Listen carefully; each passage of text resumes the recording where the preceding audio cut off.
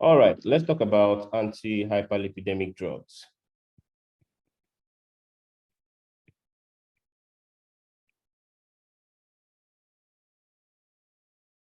Anti-hyperlipidemic drugs or anti-lipidemic drugs. These are basically medications that you're going to use to control blood cholesterol level, blood triglyceride level, and stuff like that, right? LDL levels and those kind of things. Now, if someone has excessive cholesterol, high blood cholesterol level, high LDL, high HDL, how are you going to control the amount of lipids, or sorry, the amount of cholesterol in their blood? A number of ways. You may be thinking of how about they stop eating cholesterol-rich foods or taking in excessive amounts of fat. How about they modify their diet and don't eat fat, right? So we'll explore the different options. How would you help somebody reduce their blood cholesterol level? One, decrease intake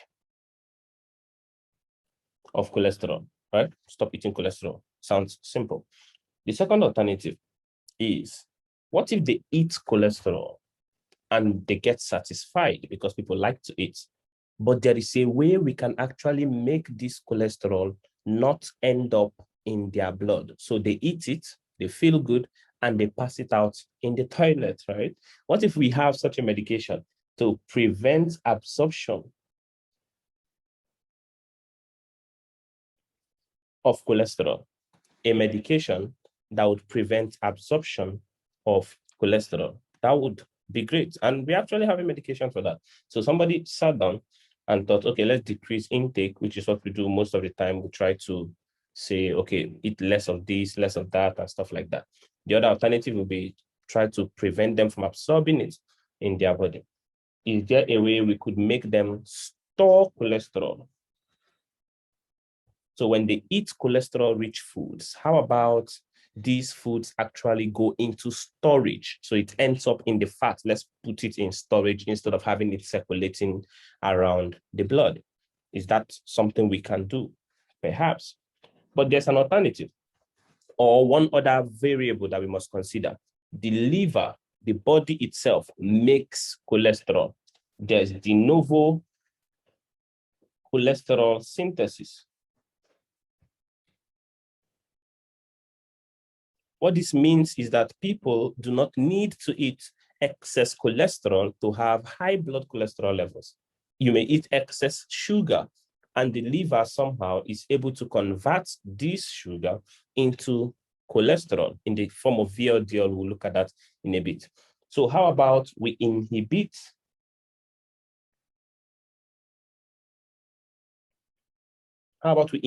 de novo cholesterol synthesis? Let's stop the liver, perhaps, as much as we can from producing more and more cholesterol. Is that something we can do? Then you think about how cholesterol is absorbed. We forgot to mention, or we'll just put it under absorption. What if we inhibit what they use to absorb cholesterol? In this case, bile acids, right? So we need bile to absorb fat. How about we inhibit bile? There are a lot of ways to manage patients, and this is the same rule for pharmacology. Every time you're thinking of a medication to do anything, think of what is happening and how you can stop what is happening. That's all pharmacology is all about. So if you're going to treat anti-lipidemic drug, we'll start from the beginning. People eat these cholesterol-rich foods and stuff. How can we prevent them from eating it? Just tell them not to eat. How can we prevent them from absorbing it? That is one alternative. And then how can we put more of it into storage and remove it from circulation? How can we inhibit de novo cholesterol synthesis? And we'll see how we play around with all of these ideas. So the first thing that happens is that people, we'll call this pathway A, is that people eat cholesterol-rich foods. When they eat these cholesterol-rich foods, these foods will be absorbed into intestinal cells. These foods will be absorbed into intestinal cells. So we'd call this area absorption. You may remember that for you to absorb cholesterol, you need bile acids. You need bile acids to absorb cholesterol. When cholesterol gets into the cell, it is formed or it is molded into chylomicrons, right? And these chylomicrons contain free fatty acids, triglyceride, and of course, cholesterol. Chylomicrons contain free fatty acids, triglycerides, and cholesterol.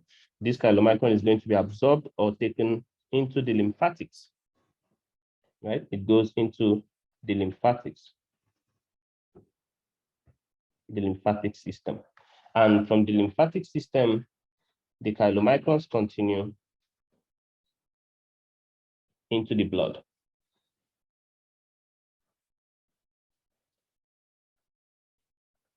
The chylomicrons continue into the blood. While they are in the blood, a number of things occur. When we do biochemistry, we'll talk a little more about this.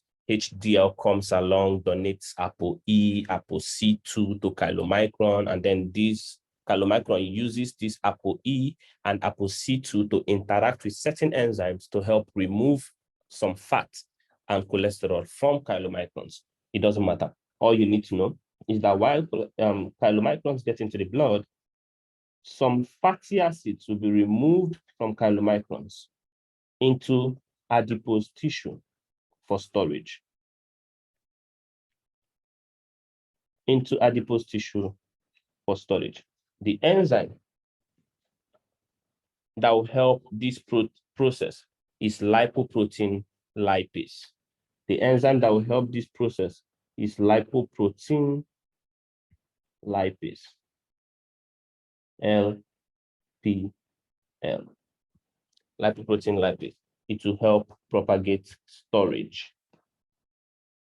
This process is storage. You store free fatty acids in adipose tissue, right? Now, that is one pathway we can follow. Eat cholesterol, store it as fat. We don't need it circulating in blood. Store as much of it as possible as fat. But that is not what always is the case, because oftentimes this fat can be broken down, or this adipose tissue can be broken down by hormone-sensitive lipase.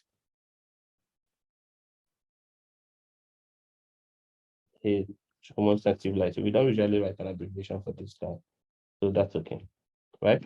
Hormone-sensitive lipase. And when you break it down, you get free fatty acids again in the blood. And this is something you probably don't want to happen.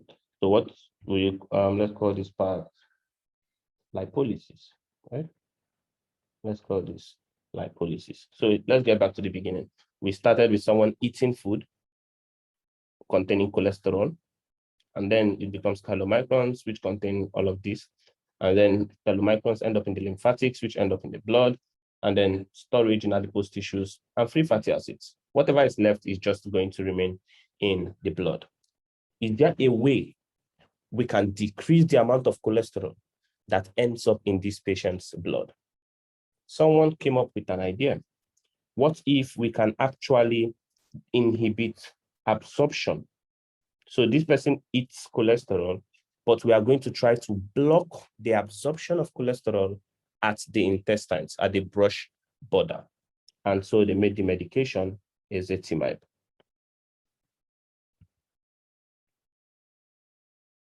So what ezetimibe does is inhibit absorption of cholesterol. It prevents cholesterol absorption at the intestines.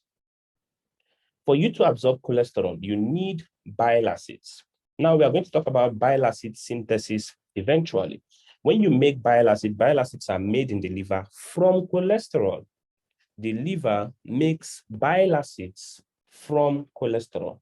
So somebody thought, usually when we eat fatty foods, we use bile acids to reabsorb the fatty foods. And then these bile acids are recycled, meaning we don't waste them.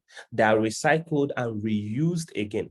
So if we can waste the bile acids, remember, we use cholesterol to make bile acids. So if we inhibit the bile acids, waste them, throw them away, then the liver will be forced to use more cholesterol to make more bile acids. And as your liver uses more cholesterol to make more bile acids, what's going on? You're using your cholesterol. You're removing cholesterol from the blood.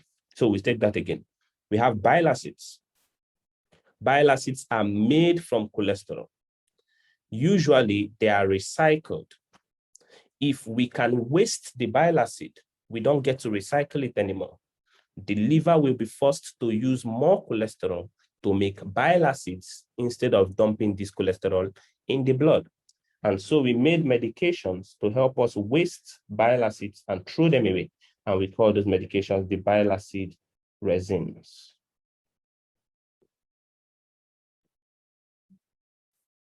Medications in this class will include cholestyramine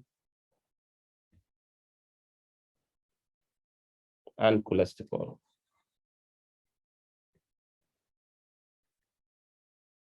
Cholestyramine and cholesterol. These are bile acid resins. These medications are made to inhibit what? Bile.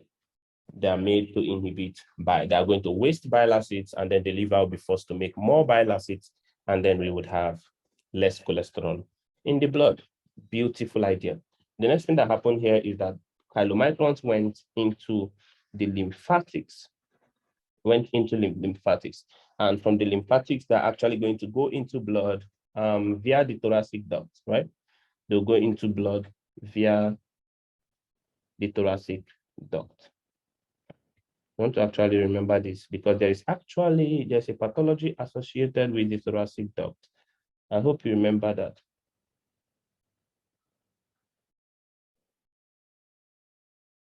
The pathology associated with the thoracic duct. When there is damage to the thoracic duct, fluid is going to leak out of the thoracic duct into the pleural cavity, and that is what we call chylothorax. Those whitish, milkish fluid that leaks out of the thoracic duct into the pleural cavity. When that happens, we'd call that a chylothorax. You may want to just remember that because sometimes you're going to see a question on that concept. The next thing we want to think about is lipoprotein lipase. We said lipoprotein lipase helps move cholesterol from blood into storage.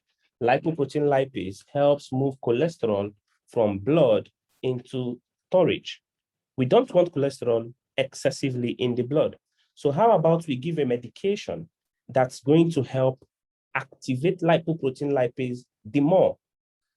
Activate lipoprotein lipase the more, so that more free fatty acids can be put into storage. And so we made a medication to upregulate lipoprotein lipase. To upregulate lipoprotein lipase.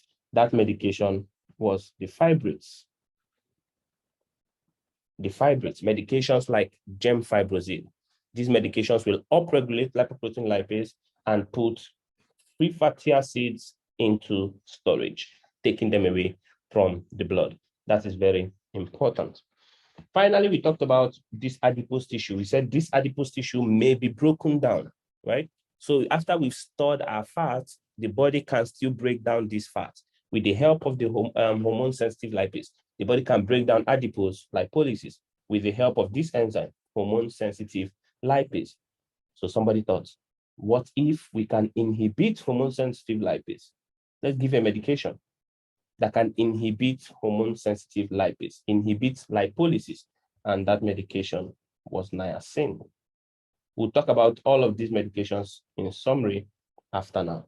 But you see how people come up with these medications that work at different points. Whenever you think of a problem, you think of any point at all along the pathway that you can target for treatment. And that is how treatments are brought about, or medications are brought about generally. The second pathway, which we'll call pathway B here, is the part where the liver itself, our body itself, is actually making cholesterol. Our body makes cholesterol. The liver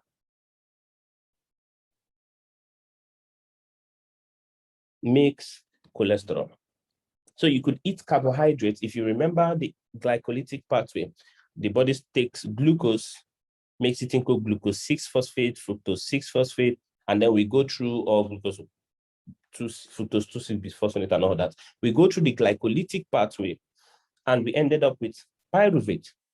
And then pyruvate went into the link reaction with pyruvate dehydrogenase and produced acetyl-CoA. Acetyl-CoA can be used to make a wide variety of things. It could go into the Krebs cycle, it could go into the cholesterol synthesis pathway, and so on and so forth. So the liver could also take acetyl-CoA. The liver could take acetyl-CoA, convert acetyl-CoA into HMG-CoA, convert HMG-CoA into mevalonic acid,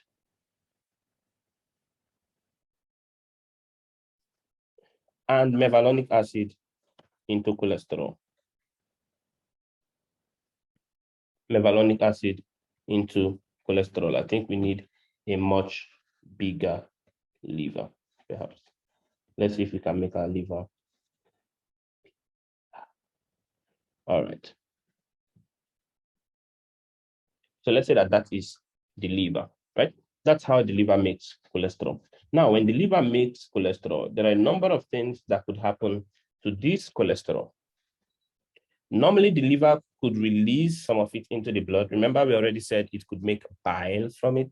The liver can use cholesterol to make bile, but we are more interested in this here. The liver can use cholesterol to make VLDL, very low density lipoprotein. You see how these guys play a role later in biochemistry. The liver can convert cholesterol to VLDL, and then this VLDL will be released into the blood. This VLDL will be released into the blood. VLDL contains cholesterol, and eventually when you break down VLDL, you're actually going to end up with LDL. You look at the biochemical mechanism when we do biochemistry, you get to LDL. If VLDL is ultimately going to create LDL, which is bad cholesterol, which is cholesterol that we don't want, is there a way perhaps that we can inhibit the synthesis of VLDL, especially in patients with hypercholesterolemia or dyslipidemia as a whole? Is there a way we can inhibit the synthesis of VLDL? That's another place we can target for treatment. And yes, there is. The medication, again, is niacin.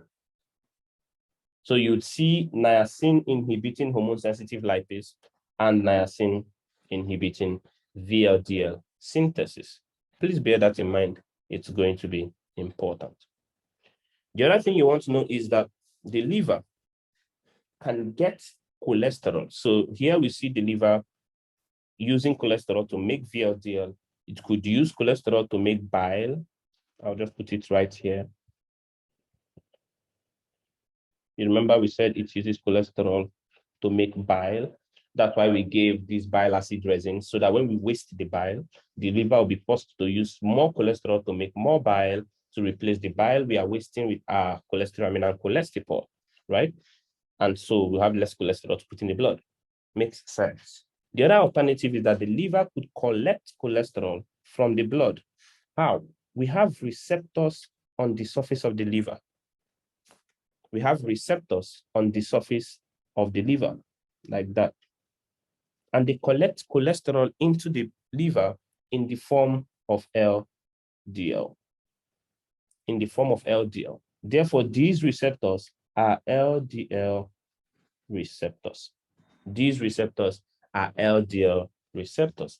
So the liver uses its LDL receptors to remove LDL from the blood. You want to remember that. The liver uses its LDL receptor to remove LDL from the blood. You want to remember that. All right. Now, what if we can give a medication that will stop the liver from making cholesterol? So here, where the liver makes HMG-CoA to mevalonic acid, the enzyme is HMG-CoA reductase, right? The enzyme that works here, which is the only one we need to remember, the rate limiting enzyme. is HMG-CoA reductase. If we can block HMG-CoA reductase, what do you think is going to happen? The liver is going to try to get cholesterol from other sources. So it will collect more and more cholesterol from the blood. If we can inhibit HMG-CoA reductase, the liver will be unable to make its own cholesterol. If the liver cannot make cholesterol, it will be forced to collect cholesterol from the blood, to remove cholesterol from the blood in the form of LDL. That is great. That is what we are looking for. The medications that we can use to inhibit HMG-CoA reductase are the statins. The medications that we could use are statins. So statins are HMG-CoA reductase inhibitors.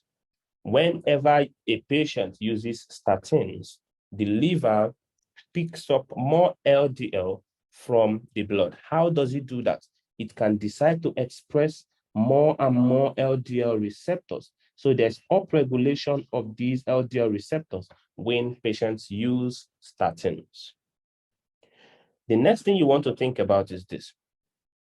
We have enzymes. These receptors are not expressed forever or permanently, right? They are broken down. These LDL receptors are often broken down. So they have their own inhibitors. The enzyme that breaks down LDL receptors is the PCSK9 enzyme. The PCSK9 enzyme. This enzyme inhibits LDL receptors. What if we could get rid of the PCSK9 enzyme? Then we would have more LDL receptors. And that means our liver will be able to take up more LDL from the blood. And that would also mean we would have less cholesterol in the blood, or less LDL in the blood. Makes sense? PCSK9 enzyme inhibits LDL receptors. If we can take away the PCSK9 enzyme, what that means automatically is that we would have more LDL receptors. If we have more LDL receptors, our liver will be able to take up more cholesterol, more LDL from the blood, which is what we are looking to achieve. The medications that inhibit PCSK9 enzymes are called PCSK9 inhibitors. Sounds rather obvious. Or PCSK9 inhibitors. We have medications like alirocumab and evolocumab. Alirocumab and evolocumab. What we've done is actually go through all the medications that we use that are important for managing hyperlipidemia. The medications that are very important for managing hyperlipidemia. We said we could stop absorption using ezetimibe. We could waste bile so that the liver makes more bile acids from cholesterol using bile acid resins, cholestyramine, cholestyramine. We reminded ourselves of chylothorax, which can occur when there is damage to the thoracic duct. You remember the thoracic duct joins the bloodstream around the left shoulder area, right? The junction between the subclavian and the jugular, internal jugular. All right. We saw lipoprotein lipase store cholesterol and free fatty acids as adipose in adipose tissue. And we said we could make that happen even more with the help of fibrates activating lipoprotein lipase. We said people may have breakdown of their adipose tissue to release free fatty acids because of the activity of hormone-sensitive lipase. And we said we could inhibit that with niacin so that we have less cholesterol in the blood. Finally, we saw the liver making cholesterol. The liver literally makes cholesterol, turns it into VLDL, and releases this VLDL into the blood. We said we could inhibit that process again using niacin. We could use niacin to stop the conversion of cholesterol to VLDL, or we could stop the synthesis of cholesterol as a whole by using statins, which are HMG-CoA reductase inhibitors. Finally, we talked about the LDL receptors. We said if people are using statins, they will inhibit cholesterol synthesis. The liver will be forced to collect cholesterol from the bloodstream, and in the process, it will upregulate LDL receptors, produce a lot of it, and remove a lot of LDL from the blood. Remember that cholesterol could also be used to make bile. We said that before, which is why we gave bile acid resins to continue wasting cholesterol. Finally, we talked about the PCSK9 enzyme that inhibits LDL receptors, but we want LDL receptors. So we don't want anybody that is inhibiting our LDL receptors. So let's give PCSK9 inhibitors and inhibit the PCSK9 so that we can have more LDL receptors and remove more cholesterol from the blood. The other thing you would want to consider will be the side effects of these medications and a little or a few specifics that I would like you to bear in mind. Again, we started with ezetimibe. I think ezetimibe was the first medication on that list. We started with ezetimibe. Mechanism of action, we said ezetimibe prevents, just for note's sake, right? Prevents cholesterol absorption in the GI, specifically the small intestines, because you may be asked. And then we have to know the side effects of ezetimibe. Causes what? Hepatotoxicity, slightly mild, yes. And what's the second one? Causes diarrhea. You want to remember those. Then we talked about the bile acid resins, cholestyramine, cholestyramine, cholestyramine. What did we say about these medications? They waste bile. If they waste bile, that's their mechanism of action, I guess. So they waste bile. There are bile acid resins. They are bile acid resins. What do they cause? GI upset, decreased absorption, right? Decreased absorption. Now, what you want to bear in mind is this. As cholestyramine, cholesterol are inhibiting bile acid, you want to remember that bile acids are used to absorb fats and cholesterol, as well as fat-soluble vitamins. They are used to absorb fat and cholesterol, as well as fat-soluble vitamins. So if you are giving cholestyramine and cholesterol and wasting the bile acids, you're also going to decrease absorption of fat-soluble vitamins. A, D, E, K. I hope you remember that those are the fat-soluble vitamins. Cholestyramine and cholesterol, bile acid resins, that is, will inhibit or decrease the absorption of fat-soluble vitamins. You want to remember that, right? The third medications we talked about were the fibrates. We saw fibrates initially performing one mechanism of action, but we're about to see that it does even more. Do you remember the mechanism of action? Activation of lipoprotein lipase. So we can say that first, fibrates upregulate, that is, increase the activity of lipoprotein lipase, LPL. Fibrates upregulate lipoprotein lipase. The second thing fibrates do that we did not really highlight here is PPAR gamma, or I said gamma there. It should be alpha, right? PPAR alpha activation. Whenever I think of PPAR alpha, I think of another important medication,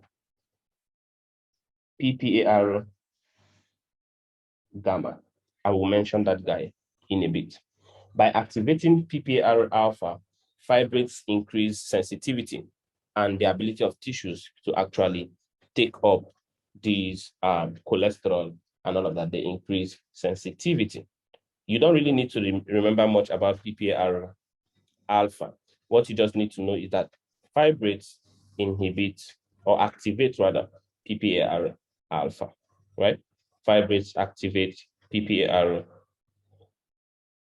alpha. All right. The other thing I wanted to mention, I think this guy is really strong in my mind, is PPAR gamma. PPAR gamma. You need to know this medication. And I hope you're thinking already that PPAR gamma reminds you of thiazolidine, this long medication. Thiazolidine, I hope I remember their names. Thiazolidine diones. Right. Thiazolidine diones. These medications are diabetic medications that are used to treat diabetes mellitus. You may remember, what do we call that drug? Rosiglitazone as a classic one. Pioglitazone. These medications are used in diabetic patients. And you remember the classic side effects they have, heart failure, especially with rosiglitazone, patients tend to develop heart failure, but that's by the way. Let's talk about fibrates. Fibrates activate PPAR, so they are PPAR alpha agonists, right? All right, side effect of fibrates. And the pen, good. Side effects of fibrates, these medications will cause myopathy, rhabdomyolysis, really, and they also cause gallstones. They also cause gallstones. What kind of gallstones do you think they are going to cause? We are talking about cholesterol, so they are going to cause cholesterol gallstones. So how do they cause gallstones? We've seen one, upregulation of LPL, two, PPAR alpha activation, and we're about to see a third one.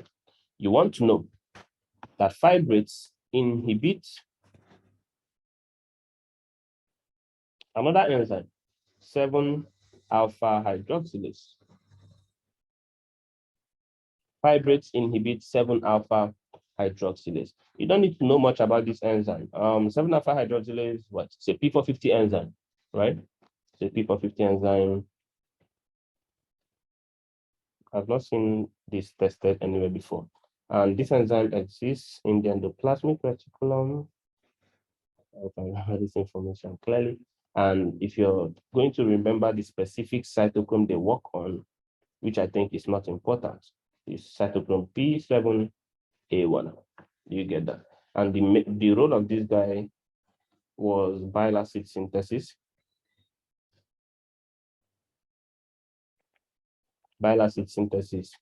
and regulation. So 7-alpha hydroxylase is a P450 enzyme in the endoplasmic reticulum, specifically cytochrome P7A1, and its mechanism, or what it does, is bile acid synthesis and regulation. Now, when there's a damage to 7-alpha hydroxylase, there is increased likelihood, let's use the word likelihood, of precipitation of cholesterol.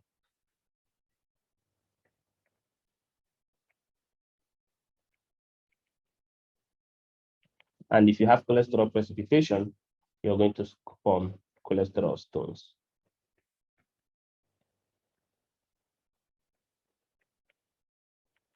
These are gall stones. You want to remember that. All right, and that's that for fibrates. The third set of medication we mentioned was what?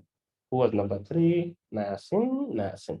All right, the third medication we talked about was niacin. And we saw one mechanism of action of niacin here, activation of hormone-sensitive inhibition rather, of hormone-sensitive lipase. So first, niacin inhibits hormone-sensitive lipase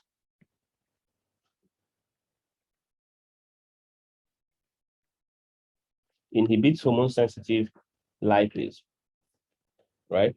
And by so doing, inhibits lipolysis. It inhibits lipolysis. And then we saw niacin somewhere else. Do you remember? Niacin was inhibiting the conversion of cholesterol into VLDL. So it inhibits VLDL synthesis. It inhibits VLDL synthesis. It inhibits VLDL synthesis. Those are the two activities or actions of niacin.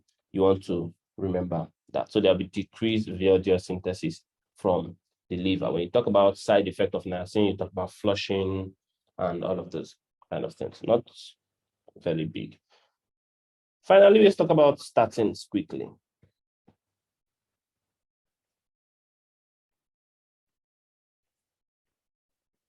Let's talk about statins.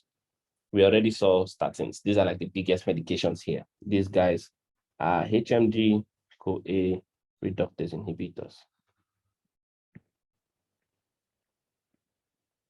They're HMG-CoA reductase inhibitors. Like we saw, if they inhibit HMG-CoA reductase, you're going to decrease cholesterol synthesis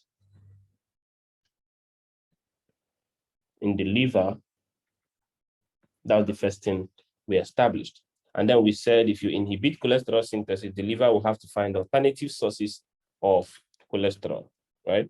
The liver is going to find alternative sources for cholesterol. And how does it do that? It upregulates these LDL receptors. So statins are going to cause upregulation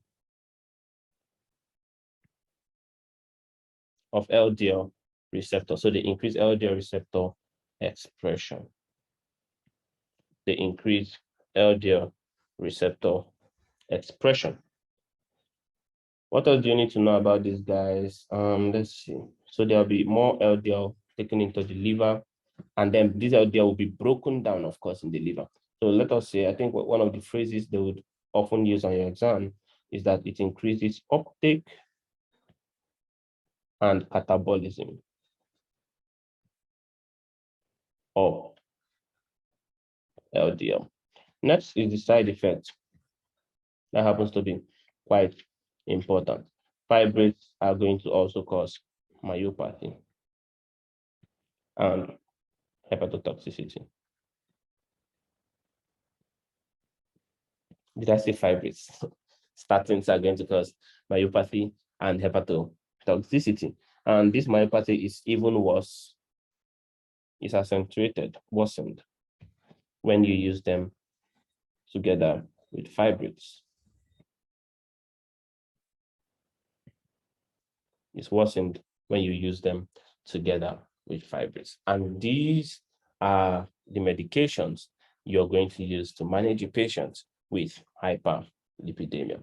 Please remember them. However, there are two most important things for you to take away from this particular session. What is this? On your exam, whenever they give you a patient with hypercholesterolemia,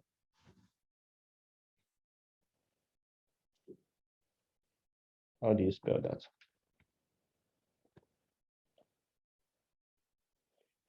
You're going to treat them with a statin.